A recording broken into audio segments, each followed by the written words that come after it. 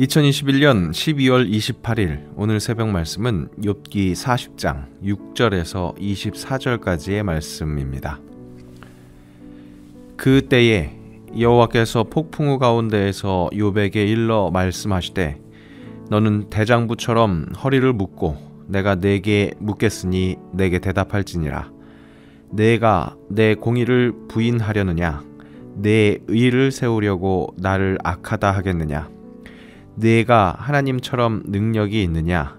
하나님처럼 천둥 소리를 내겠느냐? 너는 위엄과 존귀로 단장하며 영광과 영화를 입을지니라.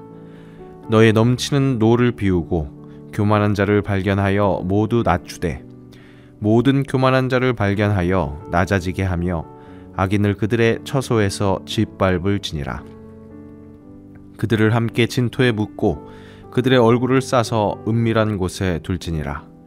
그리하면 내 오른손이 너를 구원할 수 있다고 내가 인정하리라. 이제 소같이 풀을 먹는 베헤못을 볼지어다. 내가 너를 지은 것 같이 그것도 지었느니라.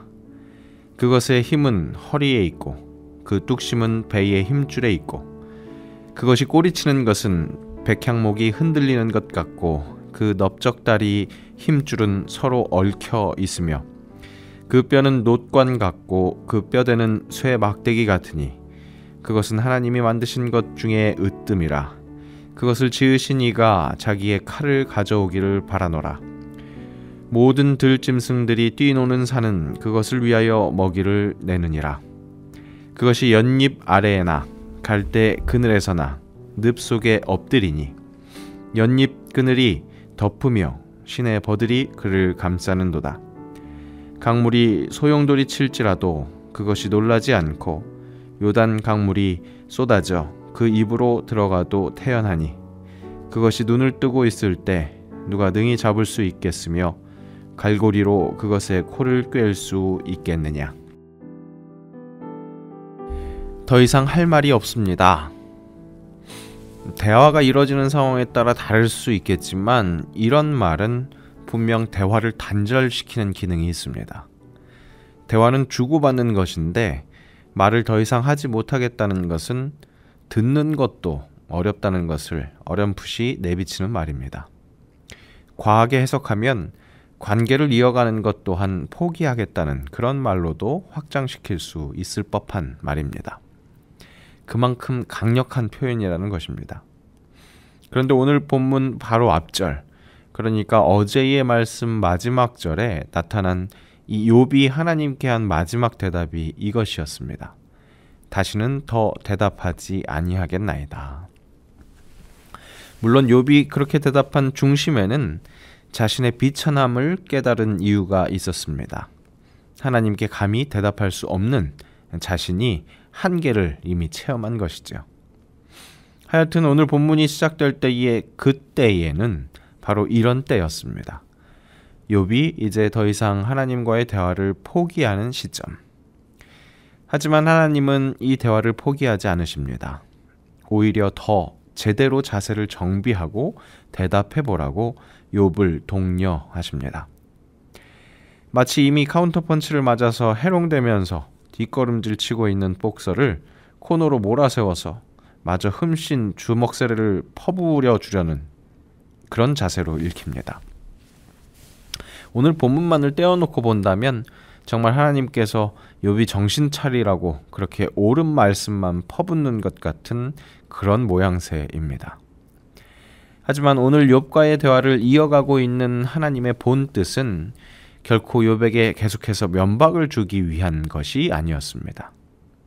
욥의 약함, 욥의 의로움의 한계, 하나님과의 차이, 이런 것이 더욱 도드라지기는 합니다. 하지만 이 모든 대화를 통해서 하나님께서 욥에게 주시고자 하는 것은 욥이 스스로 정체성을 제대로 알기를 바라는 마음이었습니다. 욥의 정체성 무엇이었을까요? 피조물입니다. 그런데 그냥 피조물이 아니라 창조주와 특별한 관계가 있는 피조물.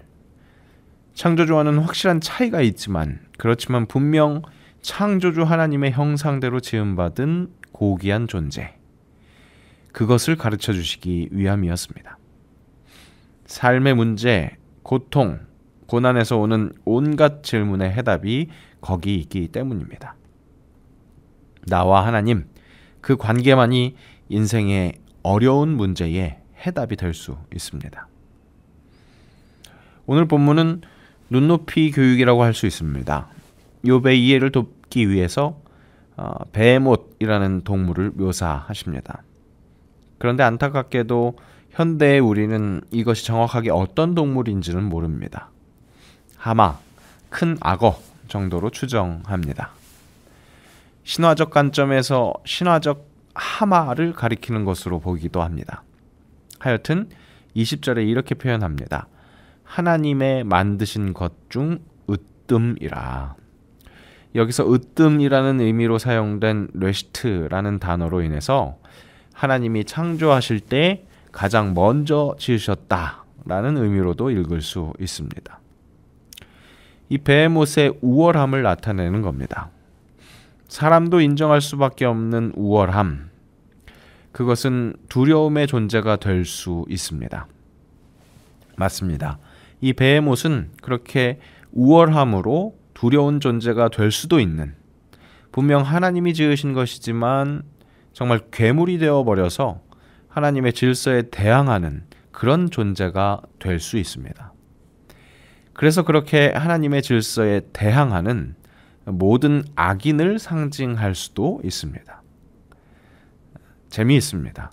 하나님이 창조하신 것 중 으뜸, 이 우월함을 가지고 있는 이 베헤못을 머릿속에 그려보았더니 재미있게도 사람이라는 존재와 닮은 것 같습니다. 으뜸이라서 두렵게 느껴질 수 있는, 혼돈의 세력의 중심이 될 수 있는 그 베헤못과 같은 인간. 하지만 그것도 분명한 창조주의 작품, 하나님의 피조물입니다. 하나님만이 결국 혼돈의 세력들을 제압하심으로 이 땅의 질서를 가져오시는 분입니다.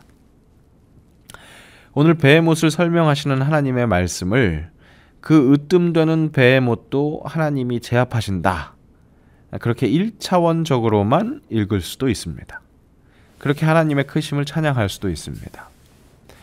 하지만 하나님은 욥이 좀 더 확실한 자기 정체성으로 좀 더 적극적인 응답을 하기 원하십니다. 하나님의 형상을 따라 창조된 인간, 그렇게 피조세계에서 으뜸인 존재, 우월함을 가진 존재, 그렇게 베헤못과 비슷할 수 있는 존재, 그래서 피조세계에서 군림하며 하나님의 창조 질서의 혼돈을 가져올 수도 있는 그런 존재일 수 있습니다. 하지만 그렇지 않도록 해야 합니다. 혹 그런 실수를 저질렀다고 할지라도 회개하고 돌아와야 할 것입니다. 또 욥기의 인간론은 죄악된 본성으로 인해 인간이 유한할 수밖에 없다는 그 지적으로 끝나지 않습니다. 그렇게 회개하는 것에서 멈추는 소극적인 반응으로 만족하지 말아야 하겠습니다.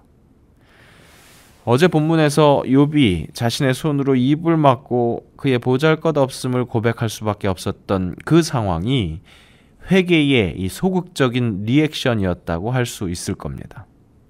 하지만 하나님은 욥이 그것을 넘어서서 적극적인 응답하기를 원하셨고, 그것이 가능하게 하는 것은 욥이 하나님과 욥 자신에 대한 정체성을 깨닫는 것이었기에, 그 정체성 인식이 욥이 가지고 있는 질문들의 해답이 되기에 오늘 베헤못을 사용하여서 설명하고 계시는 겁니다. 베헤못과 같은 인간 같은 베헤못도 하나님이 창조하셨고 그들을 다스리신다는 것. 그런 창조주 하나님, 하늘 아래 모든 것, 나를 포함한 모든 피조물이 정체성과 그 관계의 인식만이 모든 질문의 답이 된다는 것. 오늘 하나님의 말씀에서 욥이 또 우리가 캐치해야 할 진리입니다. 욥은 이 고통 가운데 왜? 라는 질문을 했습니다. 그 수없는 질문 끝에 오늘 드디어 하나님이 답변하십니다. 그런데 왜냐하면으로 답변하는 것이 아니라 내가 누구냐로 대답하신 겁니다. 욥은 결국 하나님에 대하여 질문하다가 자신을 발견하게 되는 경험을 하게 됩니다. 왜? 라는 질문이 하나님은 도대체 어떤 분이시기에 이런 일을 일어나게 하는 거야? 라는 질문이 내가 하나님의 피조물이고 그 관계만이 인생의 문제를 해결할 수 있다는 것, 그렇게 자신을 발견하게 되는 경험을 하게 되었다는 겁니다. 하나님과의 대화에서 우리가 얻게 되는 답은 이렇게 우리의 예상을 빗나갑니다. 이렇게 하나님은 우리의 예상 밖에 얼마든지 계실 수 있는 분이라는 것을 잊지 말아야 하겠습니다. 그런 예상 밖의 하나님의 답, 이것이 오히려 우리를 평안하게 해주신다는 것, 코리텐 붐의 어렸을 적 이야기를 통해서도 알 수 있습니다. 생명의 삶 오늘자 묵상 에세이에 소개된 이야기입니다. 코리텐 붐이 어린 시절 이 성범죄라는 단어를 처음 들었을 때였습니다. 그 생소한 단어의 뜻을 아버지에게 물었습니다. 아버지는 생뚱맞게 갑자기 옆에 있던 무거운 가방을 들어보라고 합니다. 당연히 너무 무거워요 라는 반응이 나옵니다. 그런 반응에 아버지가 이렇게 대답했답니다. 그렇지, 어린 딸에게 이런 짐을 들라고 시키는 아버지는 아주 이상한 아버지일 거야. 지식도 마찬가지란다. 어떤 지식은 아이들에게는 너무 무겁단다. 내가 나이가 들고 더 튼튼해지면 그때는 감당할 수 있을 거야. 지금은 그저 아빠가 너를 위해 짐을 들 거라고 믿어야 한단다. 아버지의 그 이야기를 들은 이 어린 자녀는 어려운 질문에 대한 해답을 아버지가 갖고 계신다는 것, 그것만으로도 만족했다고 합니다. 하나님은 오늘도 힘든 상황의 이유를 알고 싶어하는 우리의 질문에 직접적으로 설명하지 않으십니다. 다만 하나님이 창조주 하나님이시고 우리가 그의 피조물이라는 그 정체성만 일깨우십니다. 더군다나 아주 귀한 당신의 형상대로 지으신 피조물이라는 것, 그래서 청지기의 역할을 담당해야 하는 존재라는 것을 다시 한번 일깨워 주십니다. 참으로 귀하기에 혼돈을 가져올 수도 있는 인간, 그 인간의 연약함 때문에 스스로 고통 속에 있을 수 있는 인간, 그런 인간을 창조하신 것도 하나님이신 것처럼 다시금 구원해 주시는 분도 하나님이라는 그 진리를 믿는 믿음만이 우리를 힘들게 하는 모든 질문에 답이 될 수 있습니다. 오늘 우리의 기도가 질문에 대답이 되는 지식을 전수받는 시간이 아니라 하나님과 나, 그 관계라는 답을 찾는 진정한 대화가 될 수 있기를 간절히 바랍니다. 하나님을 제대로 발견하면 당연히 드릴 말씀이 없습니다 할 것만 같습니다. 하지만 그렇게 대화를 끊어버리는 것이 아니라 더욱 치열하게 하나님과 씨름하여 크신 하나님, 그분의 형상대로 지음받은 나, 그분과의 관계만이 나를 살리신다는 진리를 허락받는 대화, 그런 기도하기 원합니다. 오늘도 만나게 되는 여러 어려움 속에서 생성되는 질문들을 믿음으로 풀게 하시고 아버지 하나님 품에서 평안을 누리는 주의 자녀 될 수 있도록 인도하여 주옵소서.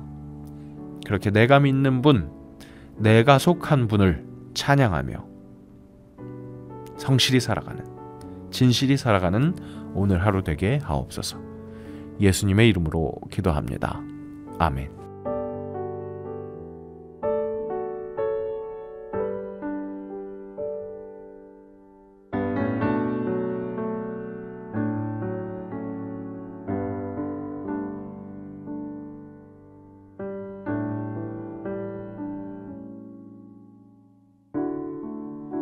주님 손에 맡겨드리리 나의 삶 주님께.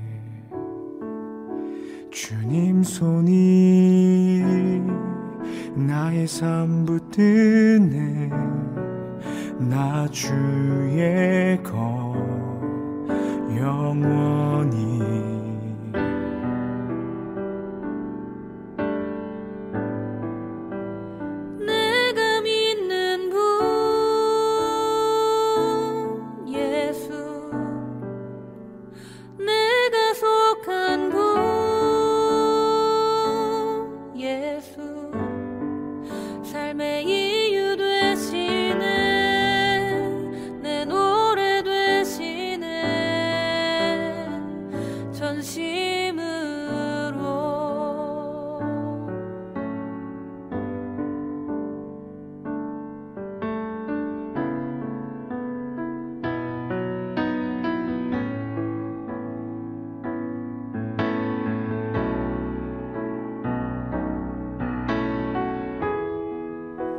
주와 함께 걸어가리라.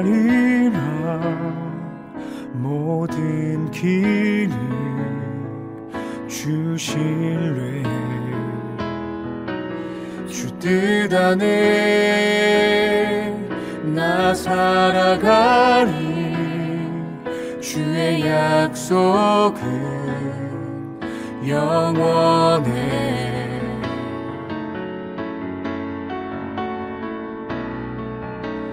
내가 믿는 분 예수, 내가 속한 분 예수, 삶의 이유 되시네. 내 노래 되시네. 내가 믿는 분 예수, 내가 속한 분 예수, 삶의 이유 되시네. 내 노래 되시네. 전심으로.